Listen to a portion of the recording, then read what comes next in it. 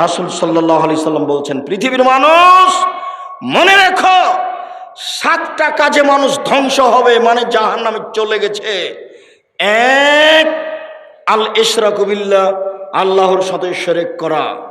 2, কাতলুন নাস, মানুষকে হত্যা করা। 3, আকলুর রিবা, সুদ খাওয়া। সুদ খায় যারা জাহান্নামে যাবে তারা, মন মতো চলে যারা জাহান্নামে যাবে তারা। সুদ ঘুষ খায় যারা জাহান্নামে যাবে তারা। কিস্তিতে টাকা তোলে যারা জাহান্নামে যাবে তারা। মন মতো চলে যারা জাহান্নামে যাবে তারা। আমি আব্দুর রাজ্জাক বিন ইউসুফ আপনার বাড়ির মানুষ, আপনাকে আমি ভিক্ষে করে খেতে বলিনি, তবে ভিক্ষে করে খাওয়া জায়েজ। আপনাকে আমি বলেছি চকলেট বিক্রি করে খান, কলা বিক্রি করে খান, সুদের উপরে টাকা নিয়েন না। এরকম ইন্স্যুরেন্সে চাকরি করিয়েন না। এদেশের মাটিতে এমন কোনো এনজিও নাই যেখানে চাকরি জায়েজ, সব সুদের সাথে জড়িত। এদেশের মাটিতে এমন কোনো ব্যাংকিং ব্যবস্থা নেই যেটা সুদমুক্ত, যেখানে চাকরি জায়েজ। ব্যাংকে টাকা রাখা আর স্বেচ্ছায় চাকরি করা দুটো এক নয়। কথার 19-20 হওয়া খুব কঠিন আছে। কথা ফেরত নিতে হবে না সহজে। ভিক্ষা করে খাওয়া ভালো, শ্বশুরের কাছে যৌতুক নেওয়া ভালো নয়। ভিক্ষা করে খাওয়া ভালো, কিস্তিতে টাকা তোলা ভালো নয়। ভিক্ষা করে খাওয়া ভালো, সুদ খাওয়া ভালো নয়। সুদ চিরদিনের জন্য জঘন্য, নিকৃষ্ট, নেক্কারজনক কাজ, যার ফলাফল জাহান্নাম। সুদ যে খায় সে একদিন ভিক্ষুক হবেই হবে। যে সুদ খায় তাকে একদিন না একদিন ভিক্ষুক হতেই হবে। হয় সে হবে, না হয় তার ছেলে হবে, ভিক্ষুক হতেই হবে। সুদের পরিণাম নিঃস্ব। সম্মানিত দিনী ভাই বোন, রাসূল সাল্লাল্লাহু আলাইহি সাল্লাম বলেন 7টি কাজে মানুষ ধ্বংস হবে, জাহান্নামে যাবে। তার 3 নম্বর হলো সুদ খাওয়া। 4 নম্বর হচ্ছে আকলু মালিল ইয়াতীম, এতিমের মাল খেয়ে নেওয়া। 5 নম্বর হচ্ছে আত-তাওয়াল্লি আনিজ জাহাদ, যুদ্ধের মাঠ থেকে পালিয়ে যাওয়া। 6 নম্বর হচ্ছে কাজফুল মুহসানাতিল মুমিনাতিল গাফিলাত, ভালো মানুষের উপরে অপবাদ দেওয়া, ভালো মহিলার উপরে অপবাদ দেওয়া। দলীয় কৌশলে, দলীয় ক্ষমতায় দাঙ্গাবাজি করে, ক্ষমতা দেখিয়ে, দাপট দেখিয়ে, স্বৈরাচারী, স্বেচ্ছাচারী, বদমেজাজি দলীয় দাপট দিয়ে একটা নিঃস্ব মানুষের উপরে বদনাম চাপিয়ে তাকে জাতির সামনে অপমান করেছে। বেটা, ক্ষমতা দেখে কয়দিন বাঁচতে চাও তুমি? ফেরাউন ডুবে গেছে। মনে রেখো, তুমি দাম্ভিকতা দেখিয়ে, দলীয় দাপট দেখিয়ে, ক্ষমতা দেখিয়ে, অর্থ দেখিয়ে, দাঙ্গাবাজি করে, জুলুমবাজি করে, দাম্ভিকতা দেখিয়ে, স্বৈরাচারী হয়ে, স্বেচ্ছাচারী হয়ে, বদমেজাজি হয়ে 1 মিনিট বাঁচার চেষ্টা করিয়েন না। ফেরাউন ডুবে গেছে। আপনারও নৌকা ডুবে গেছে, নৌকা উঠবে না বলে রাখলাম আপনাকে। যাকে অপমান করেছেন তার কাছে আজকে ক্ষমা নিতে হবে সকাল হতে হতে। তাছাড়া আপনার নৌকা ডুবে গেছে, তাহাজ্জুদ দিয়ে টিকতে পারবেন না, হজ দিয়ে টিকতে পারবেন না, কোন পথ দিয়ে টিকতে পারবে না।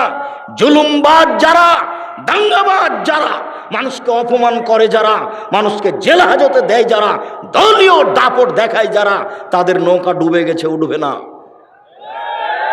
নৌকা মহানন্দা নদীতে ডুবেনি, সাগরে ডুবে গেছে, যেখান থেকে উঠানো যাবে না। একটাই পথ, যার সাথে অন্যায় হয়েছে তার হাত ধরে ক্ষমা নিতে হবে। 1 থাপ্পড় রিকশাওয়ালাকে মেরে আপনি জান্নাত কিনতে পারবেন না তাহাজ্জুদ পড়ে।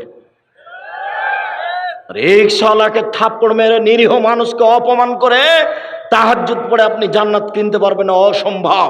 বিচারের মাঠে যখন বিচার আল্লাহ শুরু করবেন, তখন বিচারের সূচনাতেই তিনি বলবেন, আল ইয়াউমা লা তামলিকু নাফসুন লিনাফসিন শাইআ, আজ কোন মানুষ কোন মানুষের কোনো উপকার করতে পারবে না। একচ্ছত্র মালিকানা আমার। আইনাল জব্বার, আইনাল মুতাকাব্বির, আনা মালিকুল আমলাক। স্বৈরাচারী, স্বেচ্ছাচারী, বদমেজাজি, অহংকারী, দাঙ্গাবাজারা কোথায়? আমি আজকে রাজাধিরাজ। এই কথা বলে বিচার শুরু করবে। মাটির মানুষে থাকবেন একবারে নির্ভয় হয়ে। আপনার বাপ হলো মাটির তৈরি, আর আপনি হলেন শুক্রকীট, ঘৃণিত খারাপ জিনিস, গন্ধময় জিনিসের তৈরি। আমার বাপ কিসের তৈরি? মাটির তৈরি। আর আমি হচ্ছি একটা নিকৃষ্ট খারাপ গন্ধময় জিনিস, শুক্রকীটের বীর্যর তৈরি। আমার কেন এত ক্ষমতা? আমি কেন মানুষের সামনে জুলুমবাজি করি? কেন আমি মানুষকে দাপট দেখাই? আমার বাপ মাটির তৈরি, মানে মাটি হয়ে যাব। আর আমি হচ্ছি শুক্রকীট, একবারে পচা দুর্গন্ধময় জিনিসের তৈরি, যাতে গোসল করা লাগে, যাতে কাপড় অপবিত্র হয়ে যায়, তা দিয়ে আমি তৈরি। আমার কেন এত ক্ষমতা? আমার কেন এত দাপট? আমার তো ভিত্তিই ভালো নয়। আমি যেখান থেকে এসেছি, গায়ে কাপড়ে লেগে গেলে কাপড় খাঁচা লাগে, বোঝা যায় না কথা? আমি এই কথা বলিনি, এই কথা আল্লাহ বারবার বলছেন কোরআন মাজিদ। এই কথাই বারবার বলছেন যে তুমি কেন অহংকার করো? তোমার বাপ মাটির তৈরি আর তুমি বীর্যের তৈরি, তোমার অহংকারের কি আছে? তোমার অহংকার সাজে না, তোমার দাম্ভিকতা সাজে না, তোমার জুলুমবাজি সাজে না। সম্মানিত দিনী ভাই বোন, জাহান নামের জন্য অপেক্ষা করিয়েন না। পৃথিবীর 3 শ্রেণীর মানুষ জাহান নামে যাবেই। 3 শ্রেণীর মানুষ জাহান নামে যাবে। এক, মদমেনুল খামর, যারা নিয়মিত বিড়ি, তামাক, জর্দা, সিগারেট, গুল, নেশাদার দ্রব্য খায়, পান করে, তারা জাহান নামে যাবে।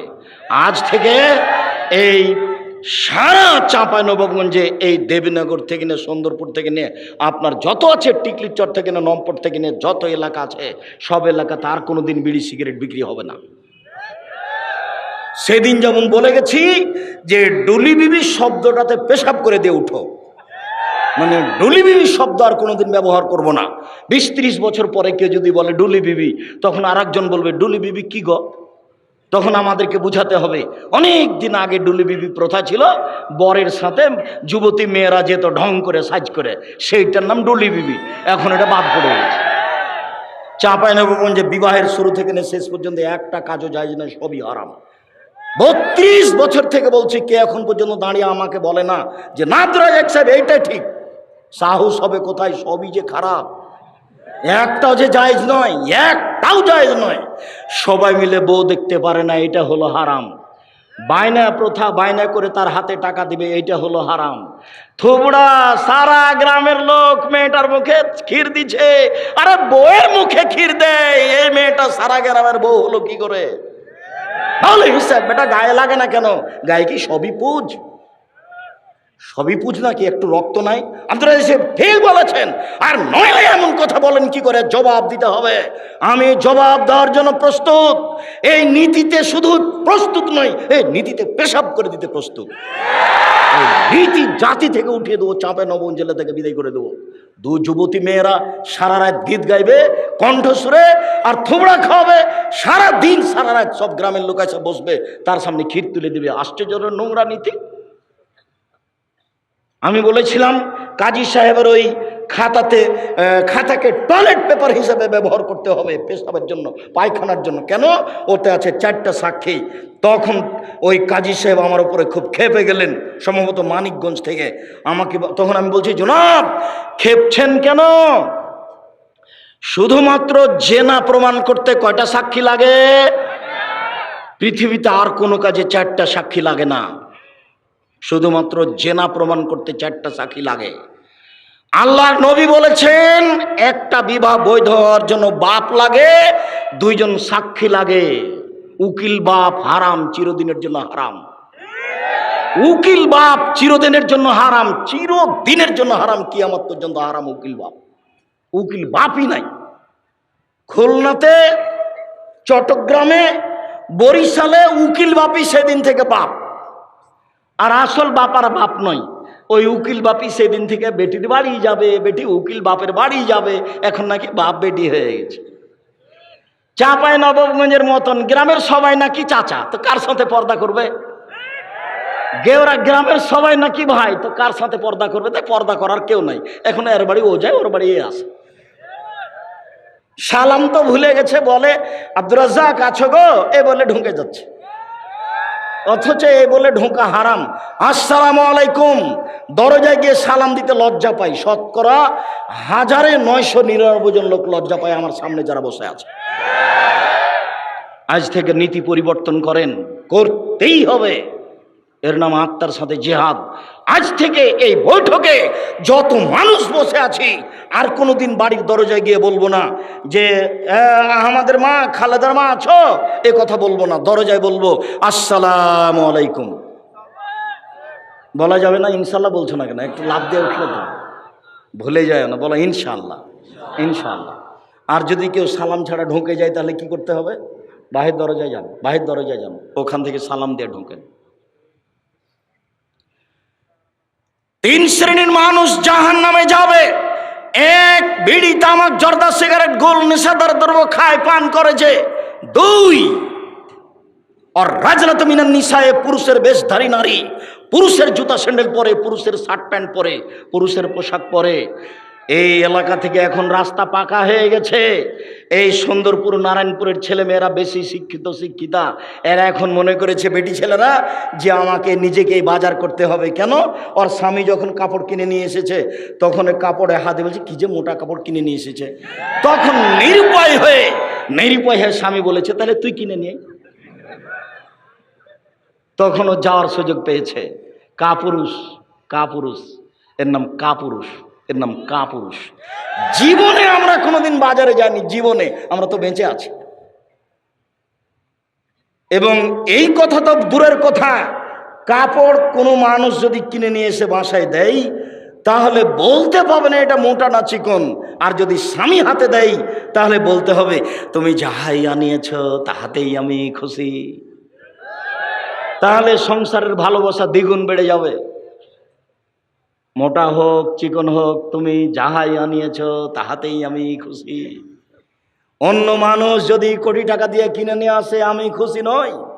আমি নিজে হাতে যদি পরিশ্রম করে কিনে নিয়ে আসে আমি তাতে খুশি নই। তুমি আমার জন্য কিনিয়েছ তাতেই আমি খুশি। তাহলে সংসার সুন্দর হবে। আর আপনাকে আর একটা কথা বলা থাকছে, সবসময় নাম ধরে কাজে বলবেন, নিজে কাজ করবেন না। 1 গ্লাস পানি আপনি নিজে ঢেলে খেলেন কেন? আপনি বলবেন খালেদা 1 গ্লাস পানি নিয়ে আসো তো, ও খুশি হবে। আর নিজে ঢেলে খান তাহলে মনে করবে আমার উপরে রাগ করেছে, সেজন্য তো আমাকে বলেন।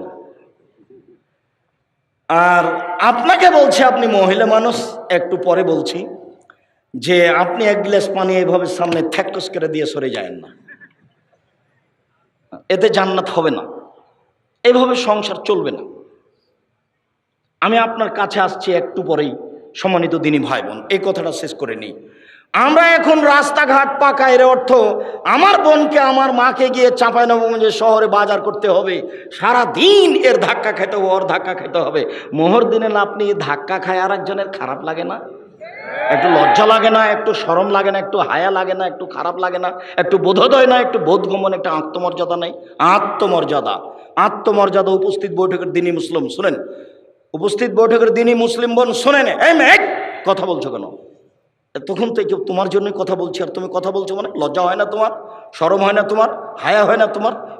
ইতস্তবোধ হয় না তোমার? বোধোদয় নেই তোমার? বোধগম্য নয় তোমার? কোন সাহসে তুমি কথা বলো? তোমার বাপ তোমাকে কিছু বলে না, যার জন্য তুমি মনে করেছে এখানে আসলে তুমি ফুলে ধোয়া থাকবে নাকি? ভদ্রতা বজায় রেখে মুসলমানের মেয়ে হে বসে থাকো, আমি তোমার জন্য এসেছি। এই মাঠে আমি গত বছর আসতে পাইনি, আমার একটা দুঃখ বেদনা আছে। আমি সাধ করে তোমার জন্য এসেছি, তুমি মুখ খুলবে না। আমার কথা শেষ হবে তখন তুমি ভাবতে ভাবতে বাড়ি যাবা। এটা আমি ঐকান্তিক কামনা এ দেশের মানুষ হিসেবে তোমার কাছে আমি দাবি রাখি। যত দিনী ভাই বোন আছেন, শরীয়তের ব্যাপারে আমি আপনার কাছে আসতে চাই।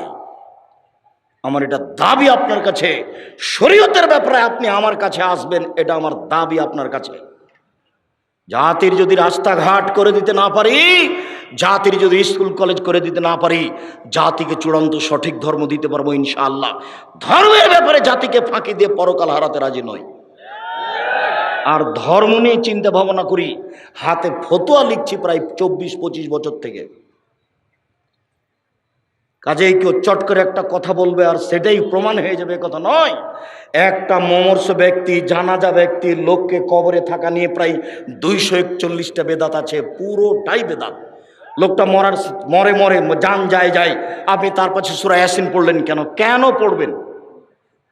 সূরা ইয়াসিন পড়ে কোনো কিছু হবে না, আপনি পড়লেন কেন? মরার সাথে সাথে আপনি মুখটা ঘুরিয়ে দিলেন কেন? সাদা কাপড় দিয়ে ঢেকে দেন। মরার সাথে সাথে আপনি পেট চেপে পেশাব পায়খানা বের করলেন কেন?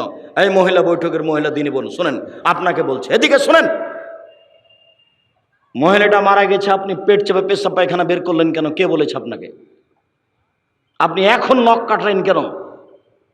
নখ তো যখন শ্বাস ছিল তখন কাটতে হতো, শ্বাস বন্ধ হয়ে গেছে, সব এখন বিধান বন্ধ। আপনি এখন নখ কাটলেন কেন? মোচটা ছোট করলেন কেন? পরিষ্কার পরিচ্ছন্নতায় গেলেন কেন? সব বন্ধ, শুধু অজু দিয়ে গোসল দিতে হবে। ওকে সম্পূর্ণ বাম কাতে রেখে ডান কাতে পানি ঢেলে শরীরটা গোটা ভিজিয়ে দিয়ে, গোটা শরীরের সাবান লাগিয়ে দিয়ে খুব হাত দিয়ে ডোলে, শক্ত করে ডোলে পরিষ্কার করে ঝকঝকে করে ধুতে হবে। 3 বার, 5 বার, 7 বার ঝকঝকে করে পরিষ্কার করে ধুতে হবে। ধুয়ে সাদা কাপড় 3টে বিছিয়ে দিয়ে লাশটা উঠিয়ে দিয়ে, ডানেরটা বামে, বামেরটা ডানে। লাশের পা আগে যাচ্ছে না, মাথা আগে যাচ্ছে, এটা বিবেচনার দরকার নেই। লাশকে সামনে রেখে 2-3 জন বক্তব্য দিতে পাবে না। চেয়ারম্যান একবার, মেম্বার একবার, গ্রামের সর্দার একবার, ওর বাপ একবার, ওর বেটা একবার, না, এগুলো একটাও চলবে না। 2-1টা কথা ইমাম বলতে পারেন, তার একটা কথা থাকবে যে এর ঋণ আছে নাকি। ঋণ থাকলে জানাজা হবে না। ব্যাংকে লোন নিয়ে কোনোদিন ব্যবসা করিয়েন না। এই ছেলে, এই যুবক শোনো, ভিক্ষা করে খেতে প্রস্তুত আছি, ব্যাংকে লোন নিয়ে ব্যবসা করব না। ও ব্যাংকে চাকরিজীবী, আপনাকে বলছি, সরকার আপনাকে লোন দিয়েছে, বাড়ি তো 5 তালা করেছে লোনের টাকায়, আপনার তো জানাজা হবে না। ছেলেরা তো এই বাড়িতে বসবাস করবে, জানাজাই হবে না আপনার। জাহান্নাম জান্নাত পরে, জানাজাই নেই।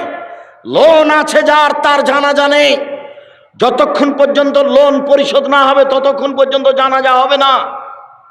দেখি কে আছে এমন তার জানাজার বৈধতা দিতে পারে। মাটি দেওয়ার সময়তে বিসমিল্লাহ বলে মাটি দিতে হবে, যেদিকে পা থাকে সেদিক থেকে ঢোকাতে হবে। তার মানে কোন দিক থেকে বলেন তো? কোন দিকে পা থাকে? এই ছেলে বলো, দক্ষিণ দিকে। বলতে পারছো না কেন? খালি মিছিলে অমুকের চরিত্র ফুলের মতো পবিত্র, ওটা খুব পারে একটা সিগারেটের হিসাবে। একটু বুদ্ধি থাকে না? একটু হিসাব পাও না, আজ থেকে নীতি পরিবর্তন করে দাও। উপার্জন করে খাই, কারো এ বিষয়ে বলতে রাজি নই। তুমি জানো ও রাতে কি করে? তুমি যে বললে অমুকের চরিত্র, তুমি কি করে জানো তার চরিত্র? তুমি কি আল্লাহ? তুমি কেন গেলে এখানে আর একজনের এইভাবে সাফাই গাইতে? একটা সিগারেটের কারণে তোমার ইতস্তবোধ হয় না? রুজি উপার্জন করে খাও। আরে ভিক্ষা করে খাবো কেন? মানুষের বাড়িতে কাজ করে খাবো, মানুষের বাড়িতে কাজ করে খাবো। ক্ষমতা নিয়ে বসবাস করব, সাহস নেই, ইমান নিয়ে বসবাস করব।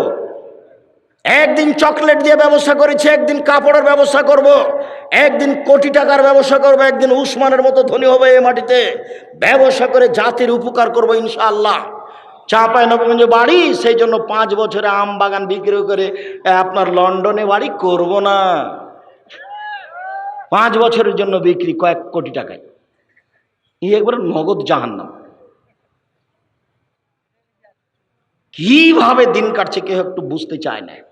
সম্মানিত দিনী ভাই বোন, বলছিলাম পুরুষের বেশধারী নারী যারা, তারা জাহান্নামে যাবে। 3 যে তার বাড়িতে বেহাইয়ের সুযোগ দিয়েছে, যার মেয়ে নগ্ন পোশাকে স্কুল কলেজে যায়, যার স্ত্রী নগ্ন পোশাকে চলে, সেই হচ্ছে দায়ুস। এমত অবস্থায় তাহাজ্জুদ পড়ে সফলতা অর্জন করতে পারবে না। সম্মানিত দিনী ভাই বোন, আমি এখানে মহিলাদেরকে আরো একটি কথা বলে সামনের দিকে যেতে চাচ্ছি। উপস্থিত বৈঠকের দিনী মুসলিম বোন, শুনে রাখুন, রাসূল সাল্লাল্লাহু আলাইহি সাল্লাম বলেন, 2 শ্রেণীর মানুষ আছে, ওরা জাহান্নামে যাবে, আমি তাদের দেখিনি। 2 শ্রেণীর মানুষ আছে, ওরা জাহান্নামে যাবে, আমি তাদের দেখিনি। 2 শ্রেণীর মানুষ আছে, ওরা জাহান্নামে যাবে, আমি তাদের দেখিনি। 1, ওদের হাতে থাকে লাঠি, গাভীর লেজের মতো, ওরা তা দিয়ে মানুষকে মারে, এরা জাহান্নামে যাবে। 2, নিশাউন, মহিলা, কাশে এতন কাপড় পরে থাকে, আর এতন উলঙ্গ মমিলাতুন, এরা পুরুষকে নিজের দিকে আকৃষ্ট করে, মায়েলাতুন, এরা নিজেরা আকৃষ্ট হয়, লায়াত খুল্লাল জান্নাহ, এরা জান্নাতে যাবে না, জান্নাতে তো যাবে না, যাবেই না, ওলা ইয়াজিদনা রিহাহা, এরা জান্নাতের গন্ধ পাবে না, ফাইনা রিহা আল্লাহ তুজাদ মিন মাসরিতে কাদা ওয়া কাদা, যে জান্নাতের গন্ধ 1 বছরের দূরত্ব পথ থেকে পাওয়া যায়। এখানে জান্নাত আছে, এখানে একটা দ্রুতগামী ঘোড়া দৌড়াতে আরম্ভ করলো, 1 বছর দৌড়িয়ে যেখানে যাবে ওর মাথায় আপনি যদি দাঁড়ান তাহলে জান্নাতের গন্ধ পাবেন, অথচ এই মহিলা জান্নাতের গন্ধ পাবে না। নগ্ন পোশাক মানে এই ছেলে, তোমার মা এখন এখানে বসে আছে ছোট ব্লাউজ পরে, যারা হাত থেকে বাকি দেখা যায়, এটা কি ভালো পোশাক? তোমার মা যে ব্লাউজ পরে আছে তার সব নিচের দিক পেটের দিক দেখা যাচ্ছে, এটা কি ভালো পোশাক? আমি শাড়ি হারাম বলিনি, তবে আমি বলেছি শাড়ি ভালো পোশাক নয়। আমি বলেছি সালোয়ার কামিজ মেক্সি চাদর পরতে হবে। যদি শাড়ি পরে তাহলে হাত হতে হবে ব্লাউজের কবজি পর্যন্ত, নিচের দিকে নিচে চলে যেতে হবে, 1.5-2 গজ কাপড়ের ব্লাউজ বানাতে হবে। আর শাড়ি পরে যদি বাইরে বের হতে চাই তাহলে পা মোজা পরে বের হতে হবে, নইলে যখন অটোতে পা উঠাবে তখন হাঁটু পর্যন্ত দেখা যাবে। শাড়ি আমি না কচ করিনি, তবে শাড়ি ভালো পোশাক নয়। আমি বলেছি সালোয়ার কামিজ মেক্সি চাদর পরুন। সম্মানিত দিনী ভাই বোন, বলছিলাম এরই নাম হচ্ছে নগ্ন পোশাক, বিনিময় জাহান্নাম। আবার যখন ওরা রাস্তায় হাঁটে তখন সব পুরুষ তাকে দেখতে থাকে, আবার ওরা যখন রাস্তায় হাঁটে তখন কেন জানি কেমন কেমন করে, আনছান আনছান করে, একবার এই দিকে যায়, একবার ওই দিকে যায়, একবার হাত নাড়ে, একবার মাথার চুল নাড়ে। তার মানে পরিবর্তন হয়েছে ও নিজেই পুরুষের দিকে আকৃষ্ট হয়েছে, যা রাসূল সাল্লাল্লাহু আলাইহি সাল্লাম বলেন, এই ছেলে, 2-1টা ছেলে বাচ্চা আপনার পাশ থেকে উঠে যদি তা আপনি ঠেকাবেন কেন? ও তো এইসব কথা বুঝতে পারে না, ও যেতে চাইবে, আর যার সামনে দিয়ে যাবে সে কথা আর ধরে রাখতে পারবে না। আর আপনি দয়া করে কোনো প্রয়োজন আমাকে দেখায়েন না কিছুক্ষণ। সম্মানিত দিনী ভাই বোন, রাসূল সাল্লাল্লাহু আলাইহি ওয়াসাল্লাম বলেন, লানা রাসূলুল্লাহ সাল্লাল্লাহু আলাইহি সাল্লাম আকেল রিবা ওয়া মুকিলাহু ওয়া কাতিবাহু ওয়া শাহিদাইহি, যে সুদ খায় তার উপরে অভিশাপ, যে সুদ দেয় তার উপরে অভিশাপ, যে সুদ নেয়, যে সুদের অঙ্ক কষে তার উপরে অভিশাপ, যে সুদের সাক্ষী থাকে তার উপরে অভিশাপ, ব্যাংকে যত ব্যবস্থাপনা আছে সবার উপরে অভিশাপ। আমি বলিনি, আমি অনুবাদক। শেষ বাক্যে তিনি বলেছেন হোম সওয়া, আজ থেকে তওবা করে উঠতে হবে, আর যেন কিস্তি না চলে। তোমার চলবে না, তোমার বাপের চলবে না, তোমার বোনের চলবে না, তোমার মায়ের চলবে না, একবারে টোটালি কিস্তিতে পেশাব করে উঠতে হবে। আবু হুরায়রা রাদিয়াল্লাহু তাআলা আনহু বলেন, রাসূল সাল্লাল্লাহু আলাইহি সাল্লাম বলেছেন, মায়াকুলু দিরহাম রিবা ইয়ালাম আসাদু মিন সিদ্দাতি ওয়া সালাসিনা জিনিয়া, কেউ যদি জেনে শুনে 1 টাকা সুদ খায় 36 বার জেনা করে যত পাপ হবে, 1 টাকা সুদ খেলে তার চেয়ে বেশি পাপ হবে। আমি বলিনি, আমি অনুবাদক, এ কথা আমি বলিনি। বাচ্চা, এই কথা আমি বলিনি, আবার অনুবাদ করছি। রাসূল সাল্লাল্লাহু আলাইহি সাল্লাম বলেন, মায়াকুলু দিরহাম রিবা ওয়া ইয়ালাম, কেউ যদি জেনে শুনে 1 টাকা সুদ খায়, হে আসাদু মিন সিদ্দাতি ওয়া সালাসিনা জিনিয়া, 70 বার জেনা করে যত পাপ হবে তার চেয়ে বেশি পাপ হবে 1 টাকা সুদ খেলে। 36 বার, 36 বার জেনা করে যত পাপ হবে 1 টাকা সুদের পাপ বেশি হবে। তিনি বলেন, আর রিবা সাবুনা জুজান, সুদের 17টি ভাগ রয়েছে। আইন সারহা আইন কহরাজুল উম্মাহু, তার সবচেয়ে ছোট ভাগ হলো মার সাথে জেনা করলে যেমন পাপ হয়। লজ্জা লাগে না? এই ছেলে, কত টাকা সুদ খেয়েছো, তুমি লজ্জা করো না? তোমার শরম লাগে না? এই বেটা, মুখ নিচু করে বসে আছো কেন? তওবা করে উঠো। ভিক্ষা করে খেতে রাজি আছি, আজ থেকে সুদের মুখে পেশাব করে দেবো। কোটি কোটি টাকা সুদ খেয়েছি, আর যদি এই বৈঠকে বলতে পারি আমি সুদ ছেড়ে দিলাম, তুমি আমাকে মাফ করো, যদি আমার কোটি কোটি টাকা সুদ থাকে মাফ হয়ে যাবে। রিক্সাওয়ালাকে যদি আমি দাম্ভিকতা দেখে 1 থাপড় মেরে থাকি তাহলে আর পাপ ক্ষমা হবে না, ওটা জুলুমবাজি করা। যদি যাকাত ওসর বের না করি তাহলে ফকিরের হক মেরে খেয়েছি। কার? যাকাত ওসর ফিতরা কাকে দিতে হবে? ফকিরকে। তো আমি দিলাম না, আমি কি করলাম? ফকিরের হক মেরে খেলাম, এর বিচার পরে হবে। 1 মিনিট। যারা জালেম তাদের বিচার পরে হবে। যারা রিক্সাওয়ালাকে থাপ্পড় মেরেছে তার বিচার পরে হবে। যারা পাড়া প্রতিবেশী গ্রাম্য চাচা চাচিকে অপমান করেছে তার বিচার পরে হবে। যারা দাম্ভিকতা দেখে দলীয় দাপটে মানুষকে জেলে দিয়েছে তার বিচার পরে হবে।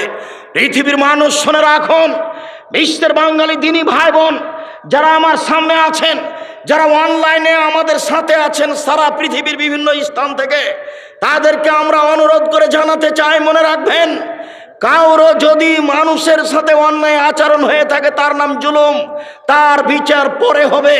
যদি 1 দিন লেট হয় তাহলে 50,000 বছর, যদি 3 দিন লেট হয় তাহলে 1.5 লক্ষ বছর, যদি 500 বছর দেরি হয় কতদিন হবে? খুব সাবধান। বিচারের সময়সীমা ভালো মানুষের জন্য কয় মিনিট? 5-7 মিনিট। 1 ওয়াক্ত সালাতের সমান। বিচারের মাঠে একটা ভালো মানুষের বিচারের সময়সীমা কতটুকু? 1 ওয়াক্ত সালাতের সমান। 1 ওয়াক্ত ফরজ সালাত আদায়ের সমান। 1 ওয়াক্ত ফরজ সালাত আদায়ের সমান। মনে থাকবে না মনে হয়? তো আমরা ধরে নিই মাগরিবের সালাত আদায় করতে 5-7 মিনিট লাগতে পারে। আমরা ধরে নিই এশার সালাত আদায় করতে 10 মিনিট লাগতে পারে। আল্লাহ রাসূল বলেছেন ভালো মানুষের বিচার হবে 1 ওয়াক্ত সালাতের আদায়ের সময়সীমা 5-7 মিনিট, 10 মিনিট। আর কবরের সময়সীমা হলো বাসর রাতের সমান। বাসর রাতের সমান। চাচাতো বোন ফুফাতো বোনকে বাসর রাত সাজাতে হবে না, বাসর ঘর এটা হারাম।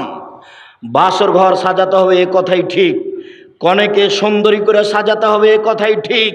এদেশে একটা বই পাওয়া যায় আদর্শ পরিবার, এখানেই আছে। আপনি যদি মনে করেন আব্দুর রাজ্জাক সাহেব কিনে নিয়ে আপনাকে ঠকিয়ে দিয়েছে, আমার কিছু করার নেই। ওখানে বাসর রাত কেমন হবে তা লেখা আছে। বাসর রাতের বিস্তারিত বিবরণ দেওয়া আছে। কনেকে সুন্দরী করে সাজাতে হবে কথা বলা আছে। বাসর ঘরে ঢুকে আগে বইয়ের মাথায় হাত দিয়ে দোয়া পড়তে হবে, তারপরে 2 রাকাত সালাত আদায় করতে হবে, তারপরে দাম্পত্য জীবনে যেতে হবে। গেলাম রাত 10টার সময়, কিছু কথাবার্তা বললাম, তারপরে সাংসারিক যে 2 রাকাত সালাত আদায় করলাম, তারপরে কিছু কথাবার্তা বললাম, রাত 2টা বেজে গেল, এখন ঘুমাতে গেলাম। তাহলে ঘুমে থাকলাম 3 ঘন্টা, 5টার সময় আজান হয়ে গেল, এই 3 ঘন্টা ঘুমালাম। রাসূল সাল্লাল্লাহু আলাইহি ওয়াসাল্লাম বলছেন কবরের সময়সীমা হলো বাসর রাতের সমান। তাহলে মোটামুটি কবরের থাকার সময়সীমা হলো 2.5-3 ঘন্টা, 4 ঘন্টা এরকম হতে পারে। যখনই ভালো মানুষকে ঘুম থেকে জাগানো হবে তখন সে বিরক্ত হয়ে বলবে, আরে এখনই তো ঘুমালাম, এভাবে তাড়াহুড়া করে জাগানো হচ্ছে কেন? তাকে কেউ জাগাবে না তার কাছের মানুষ ছাড়া। আল্লাহ রাসূল বলছেন নাম কানামাতিল আরুসে, তুমি ঘুমিয়ে যাও বাসর রাতের ঘুমানোর মতো, তুমি ঘুমিয়ে যাও বাসর রাতের ঘুমানোর মতো। তুমি উত্তর সুন্দর দিয়েছ, লাইকে জহিল্লাহ বাহালি, তাকে কেউ জাগাবে না তার প্রিয় মানুষ ছাড়া, তাকে কেউ জাগাবে না তার প্রিয় মানুষ ছাড়া। যখন জাগাতে যাবে তখন বিরক্ত হবে, এই তো ঘুমালাম তুমি জাগালে কেন? অথচ ঘুমিয়ে আছে 2000 কোটি বছর থেকে, 400 কোটি বছর থেকে, 20,000 বছর থেকে, 50,000 বছর থেকে ঘুমিয়ে আছে। কিন্তু যখন তাকে উঠাবে তখন ও কি মনে করবে? বুঝাতে পারলাম না, কেবলই ঘুমালাম তো বাসর রাতের সমান, এই তো ঘুমালাম। যদি ভালো মানুষ হয় তাহলে কবরের সময়সীমা বাসর রাতের সমান, আর যদি ভালো মানুষ হয় তাহলে বিচারের মাঠের সময়সীমা কতটুকু? 5-7 মিনিট, 10 মিনিট, 1 ওয়াক্ত সালাত আদায়ের সমান।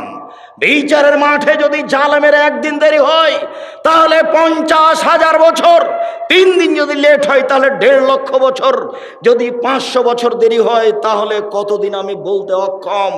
সম্মানিত দিনী ভাই বোন, ভুলেও কোনোদিন জুলুমবাজি করে 1 দিন 1 ঘন্টা বাঁচার চেষ্টা করবেন না। ফেরাউন ডুবে গেছে, আমার জন্য নৌকা ডুবে না যায়, আমি একটু বাঁচতে চাই। সংবরণশীল হয়ে, ধৈর্যশীল হয়ে, ধৈর্যের পরিচয় দিয়ে, কাউকে গালি না দিয়ে, দাম্ভিকতা না দেখিয়ে অল্প সময় বেঁচে থাকার চেষ্টা করুন। 1 মিনিট, একটা আমার মা নকল করছেন আমার নানির কথা।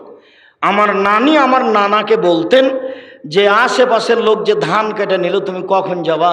তখন আমার নানা উত্তরে বলতেন তো তো হুঁ যে বললে তো আমি কি বুঝলাম? যদি চাপ দিয়ে আমার নানি আদায় করতো তখন বলতেন যে আশেপাশের লোক কাটা নেক, তারপরে কাটবো। তা আমার নানার জীবন তো চলে গেছে, আমার নানির জীবন তো চলে গেছে। আমার খালা সিরাজউদ্দিন হচ্ছেন আমার খালু। তা আমার নানা আমার খালার বাড়িতে বেড়াতে এসেছেন, বেটিকে দেখতে এসেছেন। এখন দেখার পরে চলে গেছে বাড়িতে। তো আমার নানি জিজ্ঞাসা করছে বেটি কেমন হয়ে আছে? এটাই হলো শব্দ, আর কিছু না।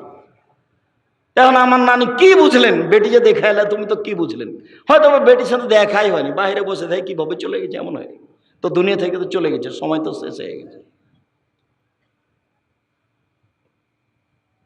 এইভাবে বেঁচে থাকতে হবে না যাতে মানুষ কষ্ট পাবে, প্রয়োজন নাই। এই তো সেদিন ছিল 40 বছর বয়স, আজ দেখি 60 বছর বয়স।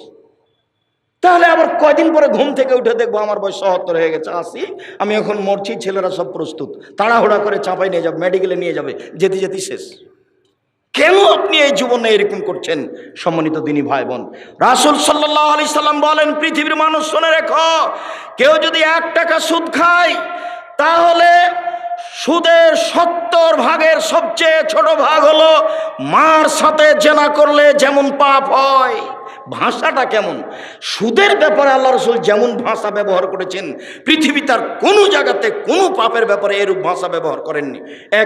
এক খেলে একটু চেয়ে থাকবেন, কেউ নড়াচড়া করবেন না, নইলে বুঝতে পারবেন না আমি হাদিস একটা লম্বা অনুবাদ করছি। এই সুদ দেখাতে গিয়ে সামরা ইবনে জুনদুব রাদিয়াল্লাহু তাআলা আনহু বলেন, রাসূল সাল্লাল্লাহু আলাইহি সাল্লাম একদা ফজরের সালাত আদায় করে আমাদের মুখামুখি হয়ে বললেন, হাল রা আহাদুকুম মিনকুম আর-রুয়া, সঙ্গী সাথে তোমরা গত রাত্রে কোনো স্বপ্নে কিছু দেখেছো? কুলনা না, আমরা বললাম জি না, আমরা আজ রাত্রে স্বপ্নে কিছু দেখিনি। তিনি বললেন, ইন রাআইতুল লাইলাতা রাজুলাইনি, আমি গত রাত্রে 2 জন লোককে দেখলাম, ফাতায়ানি, তারা 2 জন আমার কাছে আসলো, ফাঁকা যাবে এদাইয়া, তারা আমার 2 হাত ধরে আমাকে টেনে নিয়ে যেতে লাগলো বাইতুল মুকাদ্দাসের দিকে। টেনে নিয়ে যেতে যেতে দেখলাম একটা লোক বসে আছে, একটা লোক দাঁড়িয়ে আছে, তার হাতে একটা লোহার বাঁকা লাঠি আছে। লোহার বাঁকা লাঠিটা তার মুখের ডান দিক দিয়ে ঢুকিয়ে দিচ্ছে, ফেড়ে বাম দিকে নিয়ে যাচ্ছে, আবার তার বাম দিকে লাগাচ্ছে, আবার মুখটা ফেড়ে পিছন দিকে নিয়ে যাচ্ছে। বাম দিক ফেড়ে ফেলতে না ফেলতেই ডান দিক আবার ঠিক হয়ে গেছে। যতবার এরকম করছে অপর দিক ঠিক হয়ে যাচ্ছে। আমি বললাম, জিবরাইল মা হাজা, একই কথা। তারা 2 জন বলেন, ইনতালেক, চলতে থাকেন। ফানতালেক না, কিছু না বলে চলতে থাকলাম। চলতে চলতে দেখি একটা রাজুল, একটা মানুষ শুয়ে আছে, পাশে একটা লোক দাঁড়িয়ে আছে, তার হাতে একটা পাথর আছে। ফাজারা বাহু দাদা দাহাল হাজারো ফানতালাকা ইলাইহে, তার মাথার উপরে মারছে জোরে পাথরের বাড়ি, মাথাটা ভেঙে একবারে ছাতু ছাতু হয়ে যাচ্ছে, পাথর ছিটকে দূরে চলে যাচ্ছে।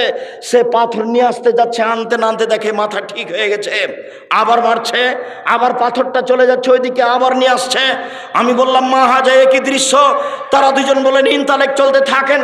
কিছু না বলে আমি চলতে থাকলাম। চলতে চলতে চলে আসলাম একটা গর্তের কাছে। আলা হুসাইয়ে কোনো আসফালও আছে, সেই গর্তের উপর দিক সংকীর্ণ, নিচের দিক প্রশস্ত।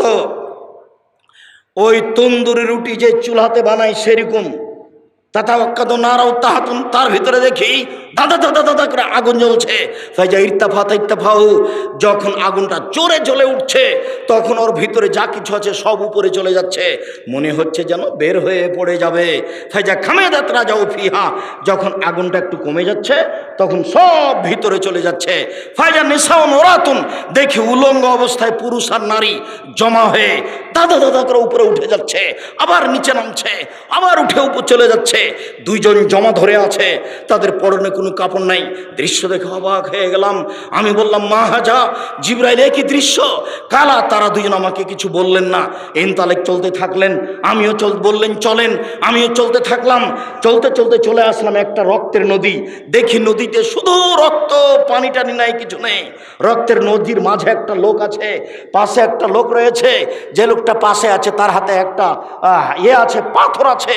যতবার রক্তের নদী থেকে লোকটা উঠতে চাচ্ছে ততবার পাশ থেকে মেরে তার মুখকে ভেঙে চুর করে দিচ্ছে, চুরমার করে দিচ্ছে, ও ভিতরে চলে যাচ্ছে, আবার আসার চেষ্টা করছে, আবার পাথর মারছে। আমি বললাম একই দৃশ্য। কালা তারা দুজন বললেন ইনতালেক, চলতে থাকেন। আমি আর কিছু না বলে চলতে থাকলাম। চলতে চলতে চলে আসলাম একটা বাগানে। সেই বাগান দেখি খুব সুন্দর বাগান, অফিয়া সাজারান নাজিমা। বাগানে দেখি একটা খুব বিরাট গাছ, সেই গাছের পাশে দেখছি একটা বৃদ্ধ মানুষ হেলান দিয়ে বসে আছেন। দেখি একটা দূরে একটা লোক, তার হাতে একটা লোহার লাঠি আছে, ইকদুন্নারা, ও আগুনকে এভাবে লোহার লাঠি দিয়ে উত্তেজিত করছে। ফাসায়দাবিয়া সাজারা, তারা দুজন আমাকে ধরে গাছের উপর দিকে নিয়ে চলে গেলেন, মাঝামাঝি দিকে একটা ঘরে ঢুকে দিলেন। আরে গাছের মাঝামাঝিতে ঘর, এত সুন্দর দামি ঝকঝকে ঘর, ঝকঝকে ঘর আমি জীবনে কোনোদিন দেখিনি। সব কিছু দেখলাম। সেখানে দেখি যুবক, যুবতী, পুরুষ, নারী, বৃদ্ধ, সব বৃদ্ধা পরিপূর্ণ হয়ে আছে। তারা দুজন আমাকে সেখান থেকে বের করে নিলেন, আর উপরে নিয়ে গেলেন, আর একটা ঘরে ঢোকালেন। দেখি সেই ঘর আগের ঘরের চেয়ে অনেক উত্তম। সেই ঘরে আছে শুধু যুবক আর বৃদ্ধ মানুষ আছে। এইবার তারা দুজনকে আমি বললাম, এতক্ষণ পর্যন্ত যা কিছু দেখলাম আমাকে বলে দেন। তখন তারা দুজন বললেন, আচ্ছা আচ্ছা ঠিক আছে, সব বলে দিচ্ছি আপনাকে। আপনি কি দেখলেন? ওই যে প্রথমে দেখলেন একটা লোক বসে আছে, তার মুখের ডান দিক দিয়ে লাঠি ঢুকিয়ে ফেড়ে পিছন দিকে নিয়ে যাচ্ছে, বাম দিকে লাঠি ঢুকিয়ে ফেড়ে পিছন দিকে নিয়ে যাচ্ছে। ফারাজুলুন কাযাব, মিথ্যা কথা বলতে। যারা জীবনে মিথ্যে কথা বলবে তাদের এই অবস্থা হবে। যতদিন পর্যন্ত বিচার না হয়েছে এরকম হতে থাকবে। মিথ্যা কথা বললেন কেন? সুলিও হবে না, ফাঁসিও হবে না। কেন আপনি মিথ্যা কথা বলতে গেলেন? কেন আপনি মিথ্যা সাক্ষী দিবেন? হাদিস বুখারী মুসলিম এক খেয়ালে চেয়ে থাকবেন, যার মুখ ফেড়ে ফেলা হচ্ছে এ হলো মিথ্যুক। বিচারের দিন পর্যন্ত এইভাবে তার শাস্তি হতে থাকবে। বিচার হলে কি হবে? বুঝাই যাচ্ছে জাহান্নাম হবে, তবে আল্লাহ ভালো জানে। দুই, ওই যে দেখলেন যে লোকটা শুয়ে আছে, পাশ থেকে পাথর মেরে তার মাথাকে ভেঙে চৌচির করে দেওয়া হচ্ছে। রাজুলুন আলেম, উনি হচ্ছেন মাওলানা মানুষ। উনি কেমন মানুষ? মাওলানা মানুষ। হুজুর এবার আটকা পড়েছে। বক্তা শ্রোতার পরিচয় বই পড়তে হবে, জরুরি। হুজুরকে দিয়ে জাহান্নাম উদ্বোধন হবে। কাকে দিয়ে জাহান্নাম উদ্বোধন হবে? হুজুরকে দিয়ে। আল্লাহ রসুল বলছেন যে জিবরাইল আমাকে মেরাজে নিয়ে যাচ্ছেন উপরে। হঠাৎ দেখি অনেক মানুষ, যাদের ঠোঁট এবং জিভাকে আগুনের কেঁচি দিয়ে কেটে দেওয়া হচ্ছে, আগুনের কেঁচি দিয়ে জিভা কেটে দেওয়া হচ্ছে। আমি বললাম জিবরাইল মান হাওলা, একই কথা। ছি ছি ছি ছি ছি জি, জিভা কেন আগুনের কেঁচি দিয়ে কেটে দেওয়া হচ্ছে? তখন জিবরাইল বলছেন, হাওলাই খতবান উম্মতেক, এরা হচ্ছে আপনার উম্মতের বক্তা, যারা বক্তৃতা করে বেড়াতো। আমি জানি না আপনার মুফাসসিরের কি হবে। আপনার মুফাসসির দিয়ারের মাটিতে এসে 3 ঘন্টা বক্তব্য দিল, তারপরে বলছে এই আয়াতের তাফসির তো আরো 2 দিন লাগবে। আল্লাহর কসম, ওরকম তাফসির দুনিয়াতে নাই। আপনি বাস্তব পরীক্ষা করবেন। এই ছেলে কতদিন থেকে টাকা এভাবে উঠাও গো তাফসির মাহফিলে? বলো যে ভুল হয়েছে, আর কোনোদিন করবো না। এই ছেলে শোনো, তোমাকে বলছি, বাংলা তাফসির ইবনে কাসির পাওয়া যায়, সবচেয়ে বড় এবং ব্যাপক। তোমার হুজুরকে বলে দিও সূরা কাহাফের 10 নম্বর আয়াত পর্যন্ত তাফসির করবেন, তারপরে তুমি বাংলা খুলে বসে থাকবা। আল্লাহর হস্তে তোমার সাথে তার কোনো মিল খাবে না। তোমাকে ফাঁকি দিয়েছে, জাতিকে ফাঁকি দিয়েছে। 20,000 টাকা লস হয়েছে, আবার মুরগির গোস্ত, আবার একটু মনে হয়ে গেলে চোখ গরম। হ্যাঁ, গাড়ি পাঠাননি, আমি দেখে আসছি না। 90 সাল থেকে দেখছি। কতদিন থেকে? 90 সাল থেকে দেখছি। আমি কোনোদিন বলিনি গাড়ি কোথায়, কোনোদিন বলিনি গাড়ি কোথায়, ব্যবস্থাপনা ভালো হয়নি কেন, কোনোদিন বলিনি। বিমানবন্দরে ঢুকে যখন বিমানে উঠতে যাই, তখন যারা নিয়ে যায় তারা বলে আপনি থামেন, আপনি এখানে বসে থাকেন। তো কিছুক্ষণ পরে বলে যে চলেন। তার মানে ওই আর সব আমলোক যে গাড়িতে উঠেছে ওকে আমাকে ওখানে উঠতে দিবে না। ওই পার্সোনাল একটা গাড়ি নিয়ে এসেছে, তার নাম ভিআইপি বলছে।